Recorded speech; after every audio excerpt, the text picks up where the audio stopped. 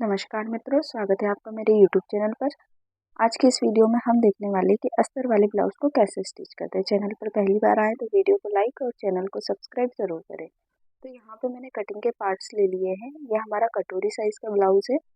तो मैं इसमें एक एक करके आपको बताती रहूँगी कि हम इसको कैसे स्टिच करेंगे।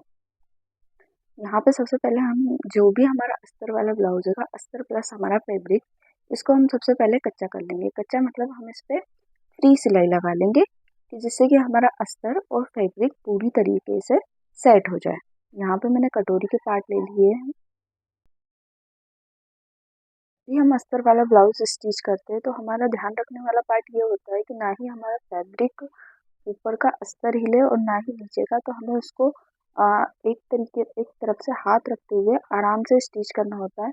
अगर हमारे फैब्रिक में झोल जरा सा भी आ जाता है अस्तर वाले, तो यहाँ से हमारे ब्लाउज की फिनिशिंग पूरी खराब हो जाएगी। तो जहाँ से हम एक तरफ से स्टार्ट करते हैं तो हम बीच में कपड़ा नहीं निकालते हैं या नहीं हटाते हैं मशीन पे से, एक ही साथ पूरा स्टिच करते हुए चलते हैं।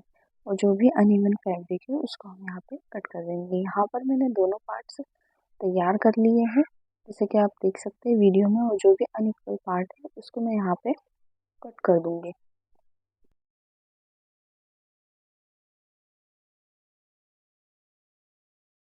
उसके बाद हम यहाँ पे लगाएंगे टक्स। तो टक्स के लिए मैंने नीचे से लिया है 1.5 इंच और ऊपर से लिया है मैंने 2.5 इंच।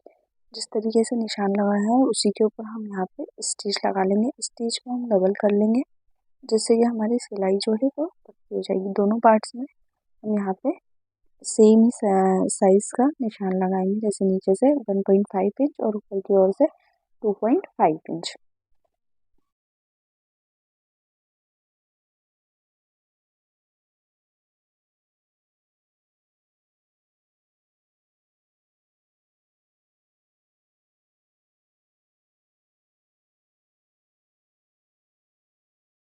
यहाँ पर कटोरी वाले पार्ट्स तैयार करने के बाद हम यहाँ पे तीरा ले लेंगे, जो कि हम जिसमें हमें कटोरी जॉइन करनी होती है।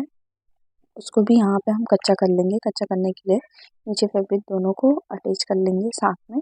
उसके बाद इसमें हमें यहाँ पे कटोरी ज्वाइन करनी है। तो कटोरी ज्वाइन करने के लिए तीरा ऊपर रखा है और कटोरी साइज नीचे। इसको इस कपड़े को हम बिल्कुल भी नहीं खींचेंगे। अगर हम यहाँ पे इसको खींचते हैं तो ये और फैल जाएगा, इसलिए इसको हल्का हल्का राउंड करते हुए जैसा है उसी शेप में रखेंगे। खींचेंगे बिल्कुल भी नहीं। अगर हम यहाँ पे इसको खींचते हैं तो ये पूरा अरेबियन रहता है तो और ज़्यादा लंबा हो जाएगा। उसके बाद यहाँ पर हम बेल्ट पट्टी ले लेंगे।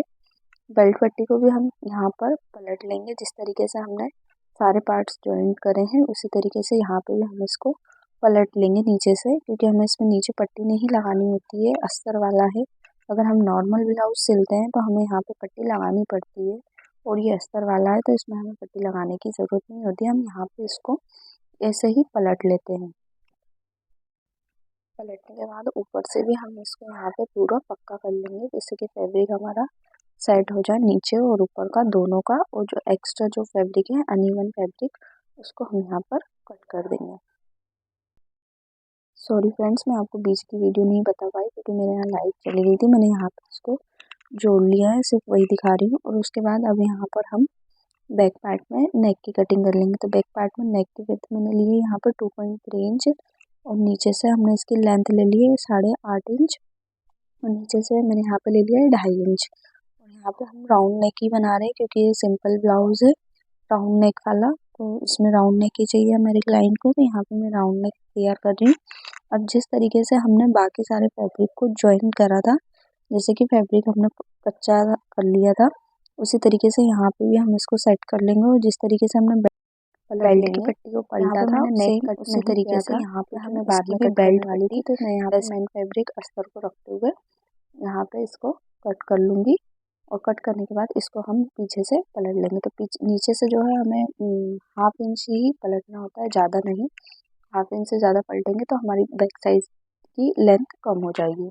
तो यहाँ पे जिस तरीके से मैंने बेल्ट पट्टी पलटी थी, सेम उसी तरीके से यहाँ पे हम इसको भी पिन अटैच करके, क्योंकि अस्तर वाला फैब्रिक और नीचे का जो फैब्रिक है वो काफ़ी लूज है, तो हमें कहीं कहीं पर ऐसा होता है कि फैब्रिक बिल्कुल सेट हो जाए तो हमें यहाँ पे हम इसमें पिन अप भी कर सकते हैं। जिससे कि हमारा फैब्रिक जो है वो पूरी तरीके से सेट रहे। यहाँ पे मैंने 1/2 इंच की दूरी पर अस्तर पे सिलाई लगा ली है पीछे बैक पार्ट में, और यहाँ पे इसमें अंदर की साइड पलटते हुए प्रेस सिलाई लगा लेंगे। प्रेस सिलाई लगा के इसको पूरा सेट कर लेंगे, और जो भी हमारा फैब्रिक है उसमें पूरी चारों साइड से स्टिचिंग लगा लेंगे।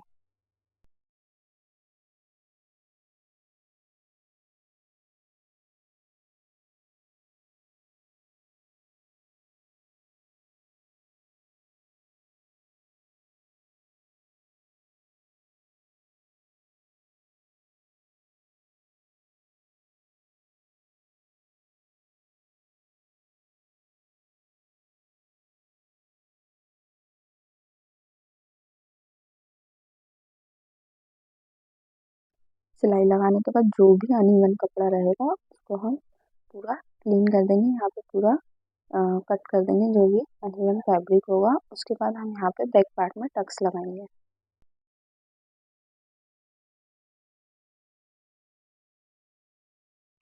बैक पार्ट में टक्स लगाने के लिए सेंटर से हम 5 इंच की दूरी पे ले लेंगे निशान, और ऊपर से 4.5 इंच पे एक स्ट्रेट लाइन ड्रॉ कर लेंगे। दोनों साइड से हम 5-5 इंच पे ही निशान लेंगे, और दोनों फैब्रिक को, अस्तर वाले को और नीचे वाले फैब्रिक को, दोनों को पकड़ते हुए फोल्ड करके 1/2 इंच की दूरी पे हम यहाँ पे तिरछी सिलाई लगा लेंगे। आप देख सकते हैं वीडियो में मैं किस तरीके से यहाँ पर सिलाई लगा रही हूँ।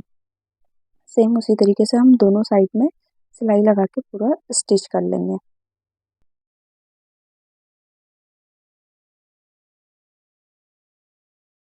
बैक पार्ट तैयार होने के बाद अब हम यहाँ पे लगाएंगे कांच पट्टी, कांच और बटन पट्टी। तो जो हमारे पास नेक में से कपड़ा निकला था उसी को हम यहाँ पे ज्वाइन कर लेंगे।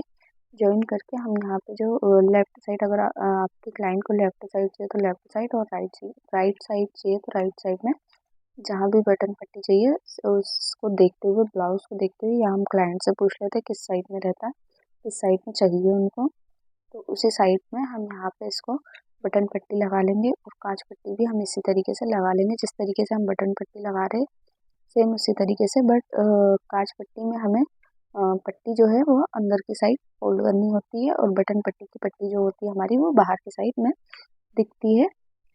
जैसे कि आप वीडियो में देख सकते हैं मैं किस तरीके से यहाँ पे बटन पट्टी लगा रही हूँ। सेम उसी तरीके से कांच पट्टी हमें अंदर की ओर फोल्ड करनी पड़ती है। यहाँ पे मैंने दोनों पार्ट्स बनाकर तैयार कर लिए गए हैं।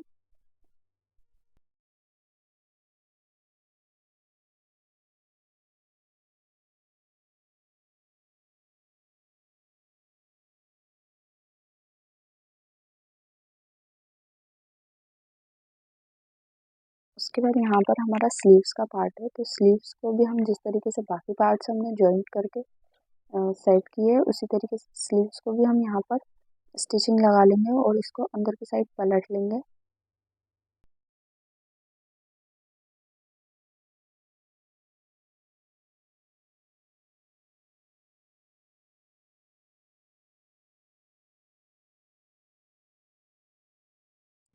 यहाँ पर मैंने दोनों स्लीव्स रेडी कर लिए है। अब यहाँ पे हमारा बैक पार्ट और जो फ्रंट पार्ट है हमारा, उसको हम यहाँ पर शोल्डर जो है वो सबसे पहले ज्वाइन कर लेंगे। ध्यान रहे कि हमारा नीचे शोल्डर, कभी कभी ऐसा हो जाता है कि ऊपर का पार्ट बड़ा हो जाता है, तो हमें नीचे का और ऊपर का दोनों इक्वल आना चाहिए। उसी तरीके से हम यहाँ पे जोड़े 1/2 इंच की दूरी पे। अब नीचे से जो फैब्रिक है अनइवन हो रहा है, जो कि हमारा आर्म होल में शेप बिगाड़ेगा, जॉइंट बिगाड़ेगा, तो उसको हम यहाँ पे इक्वल कर लेंगे। इससे कोई दिक्कत नहीं होगी, हमारा ब्लाउज बिल्कुल फिटिंग में परफेक्ट आएगा, और ना ही कोई झोल वोल आएगा। तो हम यहाँ पे जो अनइवन कपड़ा दिख रहा है उसको हम यहाँ पे कट कर लेंगे। कट करने के बाद यहाँ पे हम शोल्डर की तरफ से 1/2 इंच की दूरी पर यहाँ पे हमारी स्लीव्स को अटैच कर लेंगे।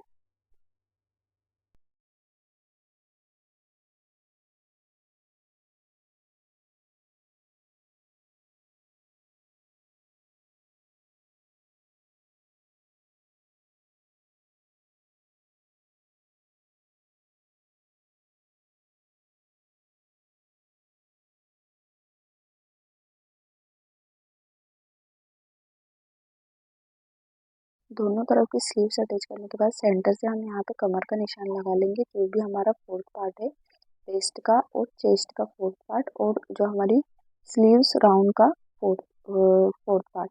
तो उसको हम यहाँ पे निशान लगा लेंगे। निशान लगाने के बाद हम यहाँ पे फिटिंग की सिलाई कर लेंगे। फिटिंग की सिलाई आप देख सकते हैं, जो भी हमारा चेस्ट का फोर्थ पार्ट है वो, और हमारा जो कमर का फोर्थ पार्ट है वो, और प्लस हमारी स्लीव्स का सेकंड पार्ट जो है, उसको हम यहाँ पे निशान लगा लेंगे और यहाँ पे हम एक स्टिच लगा लेंगे जो कि हमारी फिटिंग की सिलाई होगी।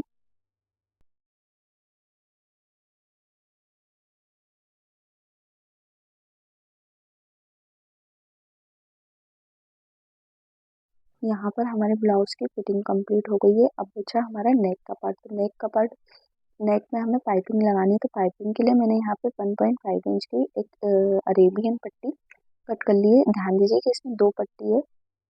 आपको जितनी चाहिए, जितना आपका नेक है उसके अकॉर्डिंग आप यहाँ पे ले सकते हैं। यहाँ पे मैं पाइपिंग डोरी यूज़ कर रही हूँ। आप चाहे तो ऐसे भी पाइपिंग कर सकते हैं। पाइपिंग डोरी अटैच करने के बाद यहाँ पे हम इसको कट कर लेंगे और यहाँ पे हमारे ब्लाउज में हम पाइपिंग लगा लेंगे। पाइपिंग पट्टी हम 1/2 इंच की दूरी पर ही लगा रहे हैं। ज़्यादा दूरी पे लगाएंगे तो ये पट्टी छोटी पड़ जाएगी। 1/2 इंच की दूरी पर पट्टी लगाने के बाद जहाँ भी राउंड शेप होता है वहाँ पे हमें पट्टी का नोचेस लगानी पड़ती है, जिससे कि हमारा जो ब्लाउज का नेक का शेप है वो परफेक्ट आए।